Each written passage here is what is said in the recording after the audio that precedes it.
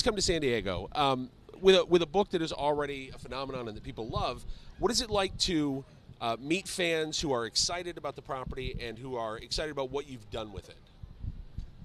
It's just sort of like, well, you this is so you. This is such a your. Well, I mean, it's gotten to the point where I can't separate the book and the movie anymore. It's just all the same thing to me, and I mean, it never gets old to see these people crying and shaking, and it's as special to them as it is to me, and it's just amazing. It seems like what's nice right now about the way the adaptation process works right now is these characters are still very much alive for you, and it's still an active concern for you. And now you've got the added bonus, I think, of having people in your head who have embodied these roles. What's that been like to see it come to life and to work with them and to kind of have your characters come into focus this way? It's been the highlight of my career, no doubt whatsoever. I was telling Wes yesterday, it'd be really interesting if I had to write another book in the series, because these guys would be in my head as I wrote it. I don't know how J.K. Rowling did that kind of midway through her series. And that's not a bad thing, though. I mean, it would just make the book even richer, I think. And then for you, when you read the material, what was it about? Because it's such an arresting premise.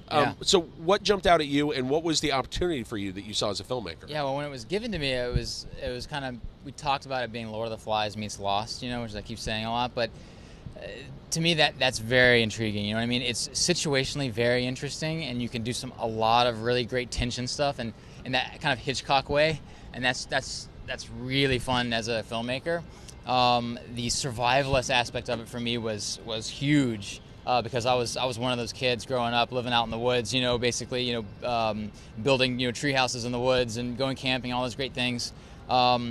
So that kind of sense of that brotherhood story of these characters, living together, creating their own little society together, their own little world, free, absent of sort of adults. It's almost that Peter Pan thing. You know what I mean? Yeah. So there's all these things that I kind of grew up on that was like so perfect for us, and then we got to kind of give it this level of kind of edge and darkness to it with the grievers and the maze and all this kind of menace to it. And it was kind of ripe for just making it kind of a cool roller coaster movie, along with having this little bit of like substance and story underneath it with really great actors coming in to make this thing really come to life. So it's been a lot of fun.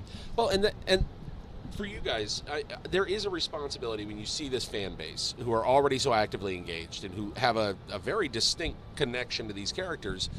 So for you guys to step in to inhabit them, how is that? And then sort of how do you approach that? Do you tune all this out because you kind of have to as you're working? I mean, honestly, it's been like surprise. Like I haven't even really thought about that in a way, or the pressure of that, until I get asked about it now. And I just feel like maybe. Sorry then. No, it's okay. Until now, no, I'm kidding. I don't think we can finish. I think this guy just ruined it. No, it's a big question. Like, and we get asked it a lot, and it's just funny. I haven't thought about it. I think because the fan base has been so supportive and so positive about everything. Like, from the first day we were announced as being cast. Like I just feel like it was just nothing but positive reactions, which is so great and just makes you feel good and kind of just takes any pressure that could be there off, I guess. So. I think as an actor, you have a responsibility to just do the work, and everything else you shouldn't think about. And I think with these kind of books and movie adaptations, you can get really overwhelmed by that and worry about that side of it. And the most important thing is the job. It's the moment you're on set and getting the work done, and you kind of deal with all that afterwards. But like Dylan said, we've been so incredibly lucky where all the fans are really nice kids. They're actually really nice, and even towards like other films and stuff, they're really lovely, and they're not menacing at all. No, they're not attacking other people. Like the character thing, and let them just do their job. So I think a big part of that is that we're at a point now where they have an expectation that adaptations are handled with respect now, and I'm not sure that was always the case. Yeah, sure. But the fact that you're so heavily involved, the fact that it's still a fresh thing, and they're still excited about it. It just feels like it's a better atmosphere for doing that, and there's a greater give and take with that audience. I think also the idea is that the story's very different than all the others. There's no kind of like there's no real love story, at least in the first book. There's It's not about kids trying to kill each other. This is very much about people coming together. It's just very different, and that's what I liked about it. Is that I thought we could do something that stands out from the pack. So hopefully that will show when it comes out in September. So. If you were going to describe your characters to somebody who was not familiar with the world yet, who didn't really know what this was, how would each of you describe who you're playing and how you kind of fit into this world in the puzzle?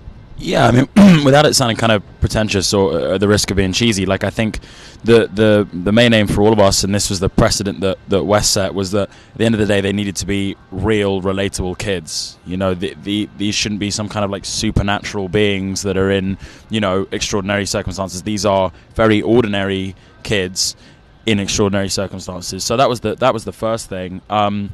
And I guess they're kind of representative of the readership, of the people who are going to go see the movie. It's about synchronizing, I guess, our characters' experiences with them, and that I guess is helped by the fact that when you're introduced into the movie in the world of the film, you're right with the characters. The first time Thomas comes up in the glade, that's when you're in the glade, and the first time you enter the maze, that's the first time for the audience entering the maze. So constantly kind of synchronizing the audience's experience with the characters is a big one. Yeah, I think for me, Teresa represents that kind of survival instinct, and she's very focused. And I like that she's also very mysterious and quiet. She doesn't go in there and try and make friends and bake cookies for everyone. Yeah. She's kind of... Yeah, she's, the first time you really see her, she's throwing things and screaming and shouting, and there's just something very real that the second she arrives, the second she wakes up, she's just going to survive. That was important. We didn't want to make her a damsel in No. Yeah, you didn't send cookie dough. Well, excellent. I gotta say, I'm excited for you guys to do Hall H today. It's really not like anything else. But I feel sick every time I think about it. But it's the best energy. That's the thing. You are going to feel so loved today because that's what they're there for. They're there because they're excited for you guys. So your lips to God's ears. It's going to be great. Have a great rest of your Comic-Con. Very nice to meet you all.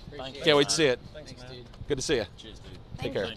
You're awesome, man. Thanks so much. Thank you. For breaking entertainment news and more, follow @HitFix on Twitter or visit hitfix.com.